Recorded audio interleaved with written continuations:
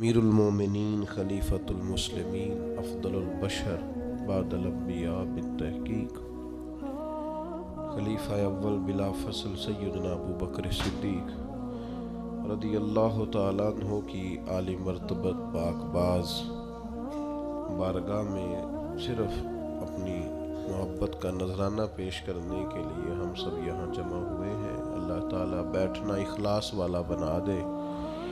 ہم جو یہاں مل کے بیٹھے ہیں تو اللہ تعالیٰ ہم سب کے دلوں پر حضرت صدیق اکبر کا فیضان اس طرح جاری کر دے کہ ہماری زبانیں ہمیشہ سچ بات ہی اپنی زبان سے ادا کریں، ہر جھوٹ سے، ہر خلاف واقعہ بات سے، ہر دھوکے سے اللہ تعالیٰ ہمیشہ کے لیے محفوظ کر دے۔ ہماری نسلوں میں بھی، ہمارے گھروں میں بھی اللہ سچ کا چلن جاری فرما دے۔ کچھ لوگوں کو لفظ محبت سے تو اختلاف نہیں ہوتا، لفظ عشق سے بڑا اختلاف کرتے ہیں۔ وہ کہتے ہیں محبت تو ٹھیک ہے، عشق کیا ہوتا ہے؟ تو میرے بھائی کی بہت ساری تشریحات ہیں اور بہت ساری اس کی تعریفیں کی گئی ہیں، میں تو ساری اس وقت بیان کرنے کی پوزیشن میں نہیں ہوں۔ بس جب محبوب آپ کے ذہن پر، آپ کے دل پر، آپ کی نظروں پر اور آپ کی سوچوں پر پوری طرح حاوی ہو جائے تو پھر سمجھ لیں کہ اب محبت نہیں رہی، وہ عشق بن گئی۔ نبی پاک علیہ السلام نے فرمایا ہے کہ محبت انسان کو اندھا بھی کر دیتی ہے، بہرا بھی کر دیتی ہے، گنگا بھی کر دیتی ہے۔ نہ محبوب کا عیب نظر آتا ہے، نہ سنائی دیتا ہے، نہ زبان پہ آتا ہے۔ اگر کہیں کوئی بات کانوں سے سننے کو جی چاہے اور زبان سے کہنے کو جی چاہے اور آنکھوں سے نظر آئے تو محبت تو ہے، لیکن ابھی اس نے محبت کا وہ پاکیزہ روپ نہیں اختیار کیا جو انسان کو عشق کی وادی میں لے جاتا ہے۔ محبوب اور محب میں دو ذاتیں ہوتی ہیں، ایک محبوب ہوتا ہے اور ایک محب ہوتا ہے، لیکن عشق کے اندر ایک ہی ذات ہوتی ہے، وہ معشوق کی ہوتی ہے، عاشق کی ذات کوئی نہیں ہوتی۔ اگر آپ کی اپنی کوئی ذات ابھی ہے تو ہو سکتا ہے آپ کسی زاویے میں محب کہلا لیں، لیکن اگر آپ کو عاشق کہلانا ہے تو پھر آپ نہیں ہیں، پھر وہی ہے، اسی کا جلوہ ہے، اسی کی بات ہے۔ بس جلوہ تیری ذات کا کو بکو ہے، میں جدھر بھی دیکھتا ہوں ادھر تو ہی تو ہے، پھر وہی ہوتا ہے۔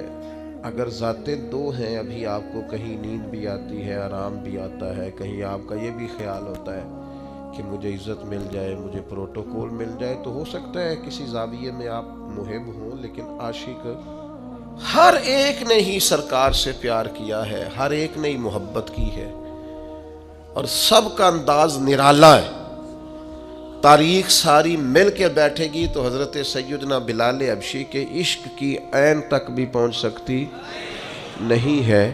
ساری دنیا مل کے بیٹھ جائے، اکٹھا کر لے سارا مواد، بس سیدنا عمار ابن یاسر کی محبت کی میم تک پہنچ سکتے، سلمان فارسی کی عقیدت کی عین تک پہنچ سکتے نہیں، ڈھونڈ کے لا سکتا زمانہ مثال ان غلاموں کی۔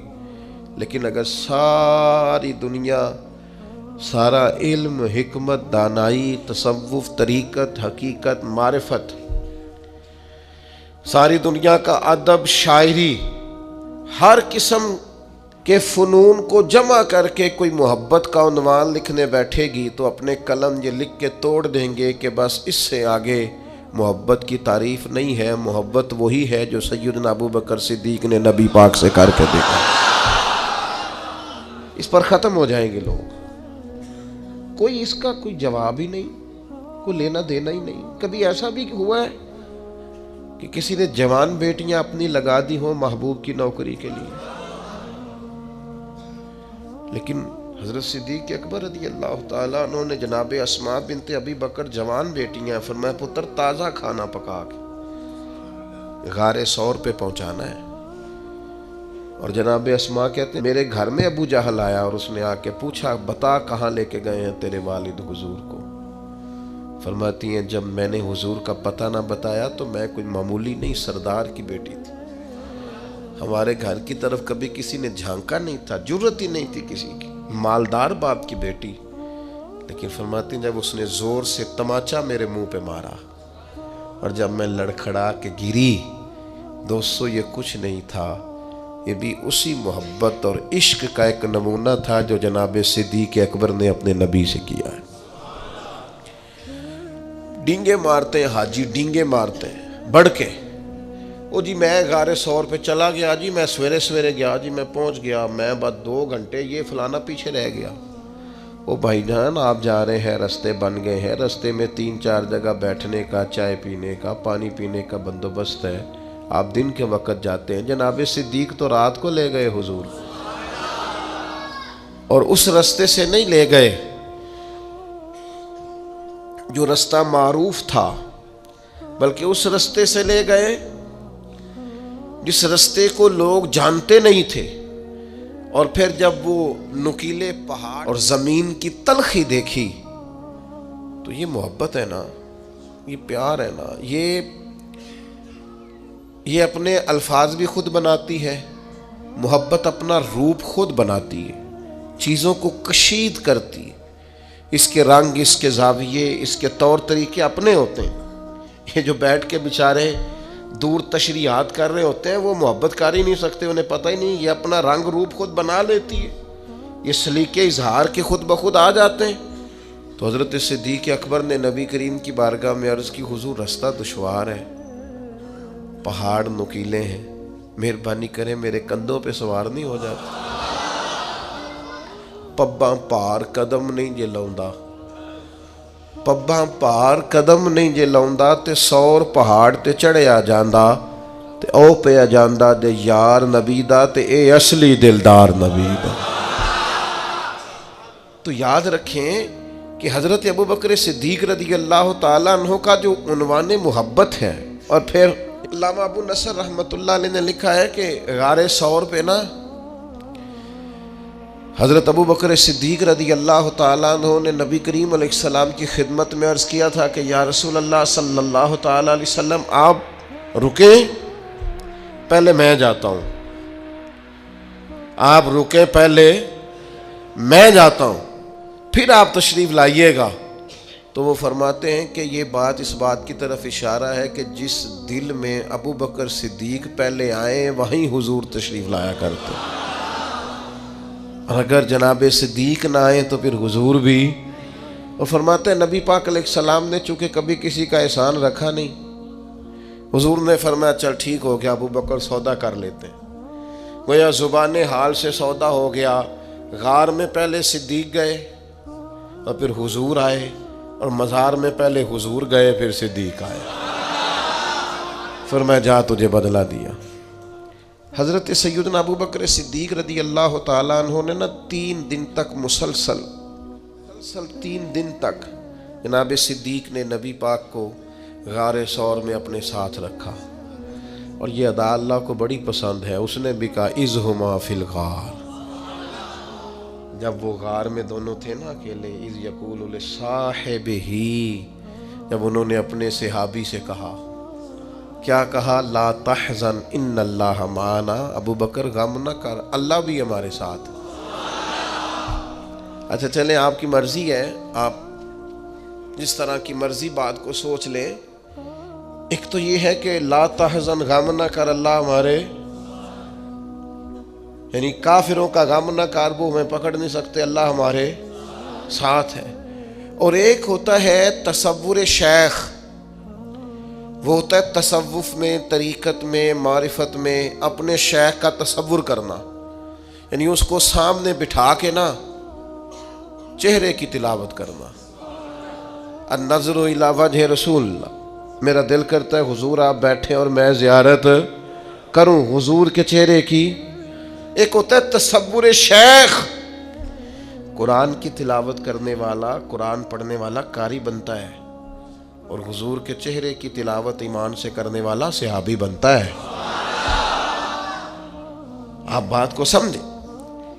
حضرت ابوبکر صدیق کا وہ تصور شیخ 3 دن تک غار میں، لوگ تصور شیخ کر کے تصور رسول تک پہنچتے ہیں، فنا فی شیخ ہو کر فنا فی رسول تک، پھر فنا فی اللہ ہوتے ہیں۔ تو صوفیاء کہتے ہیں کہ نبی پاک علیہ السلام نے حضرت صدیق اکبر سے کہا کہ ابو بکر بس تیرا تصور ہو گیا پکا، کیونکہ تو میرے ساتھ ہے، اب لا تحزن، غم نہ کر، ان اللہ معنا، اللہ بھی ساتھ ہی ہے۔ وَإِذَا سَأَلَكَ عِبَادِي عَنِّي فَإِنِّي قریب، اب اللہ بھی بخدا، خدا کا یہی ہے در، نہیں اور کوئی مفر مکر، جو وہاں سے ہو یہیں آ کے ہو، جو یہاں نہیں تو وہاں، اللہ بھی ساتھ۔ حضرت ابوبکر صدیق رضی اللہ تعالیٰ عنہ کی نبی پاک سے جو محبت ہے وہ وارفتگی والی ہے، شوق والی محبت۔ جب یہاں پورے غالب نہ ہو تو وہ بہت ساری جگہوں پہ اداکاری بھی کرتی ہے، مجھے جی آپ سے بڑی محبت ہے، اور نہیں یہاں اجے نہیں، ابھی نہیں، ابھی تھوڑا کچا ہے کام، ابھی تھوڑا ٹائم لگے گا۔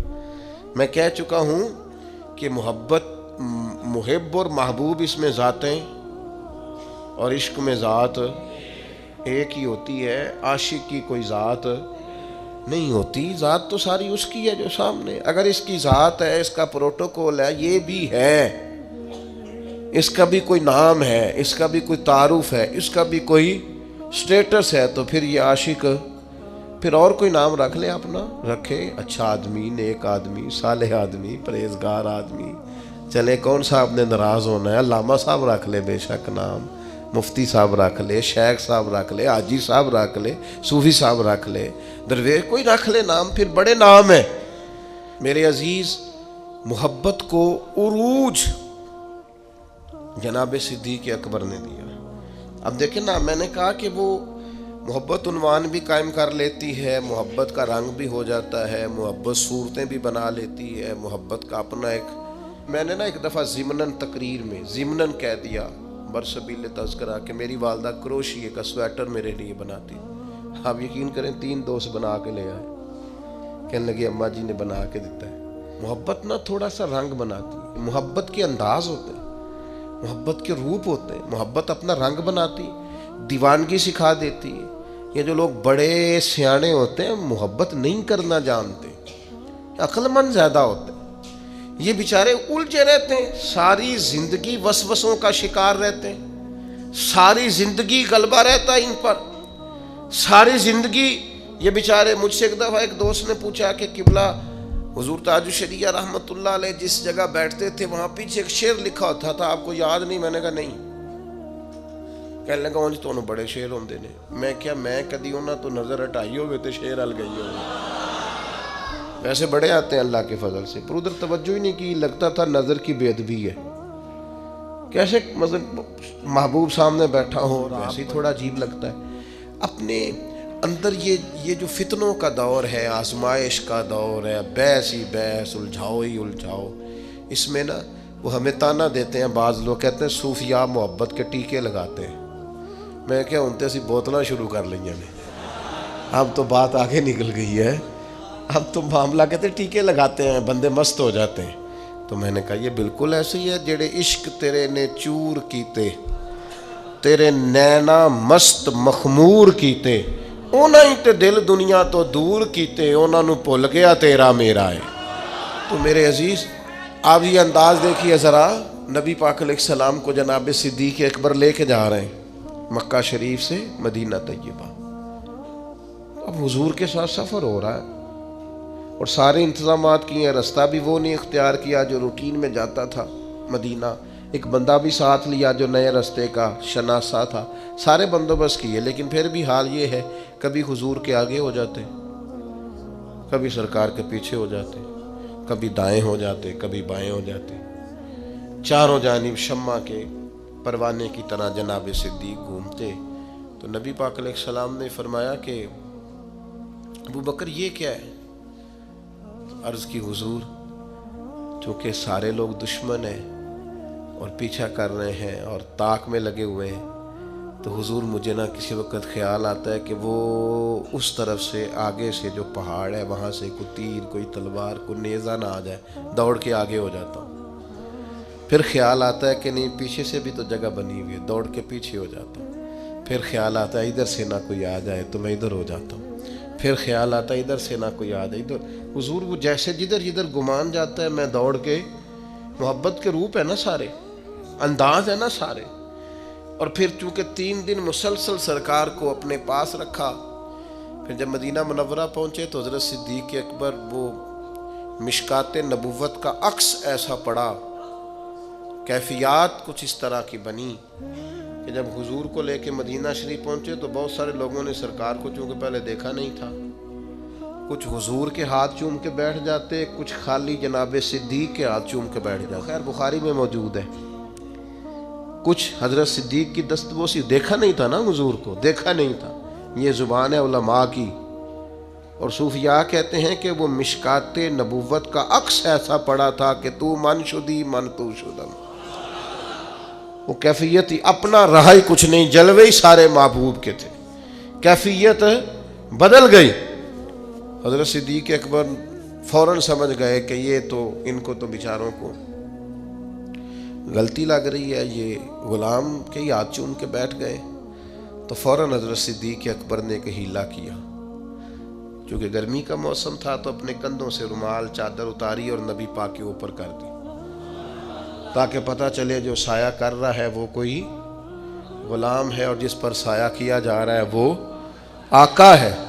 اب صوفیاء تو صوفیاء ہے، وہ تو کیفیت رکھتے ہیں، اور کیفیت لفظ بنتی ہے تو وہ پھر دلوں کو چیرتی چلی جاتی ہے، رنگ ہی بدل جاتا ہے۔ اہل اللہ صوفیاء کہنے لگے آپ کو پتہ ہے سرکار کسی کا احسان رکھتے نہیں۔ حضرت ابو بکر صدیق نے تھوڑی دیر کے لیے نبی پاک پر اپنی چادر کا سایہ کیا تھا، سرکار نے قیامت تک ان کی قبر پر گنبد کا سایہ کر دیا، قیامت تک کے لیے گنبد کا سایہ ہے۔ اور کیا مقدر ہیں صدیق و فاروق کے، جن کے گھر رحمتوں کے خزینے۔ صدیقی سوچ سمجھے کیا ہے؟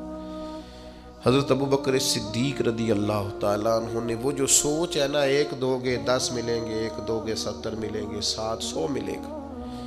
کچھ لوگ سنتے بھی ہیں، سمجھتے بھی ہیں، پر عمل کرتے وقت کمزور پڑ جاتے ہیں۔ حضرت صدیق اکبر نے یہ عمل کر کے دکھا، جتنا مال انہوں نے اللہ کی راہ میں خرچ کیا ہے نا، میں اپنے دوستوں کو ایک مشورہ دینے لگا ہوں، اللہ سے تجارت شروع کریں۔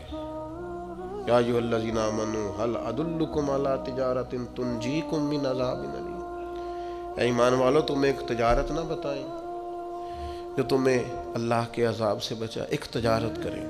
طالب علموں سے بھی کہہ رہا ہوں، بالکل چپ کر کے چھپا کے روز کی بنیاد پر صدقہ کرنا شروع کریں۔ یہ صدیقی سوچ۔ آپ کیا حیثیت ہے آج کل 10 روپے کی؟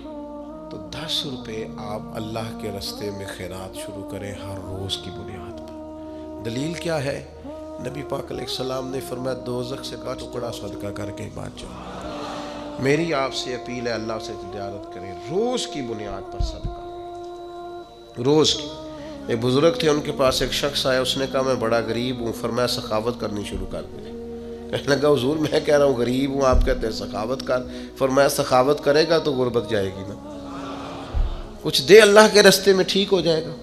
پہلی گزارش آپ سے۔ دوسری گزارش آپ کی خدمت میں یہ ہے،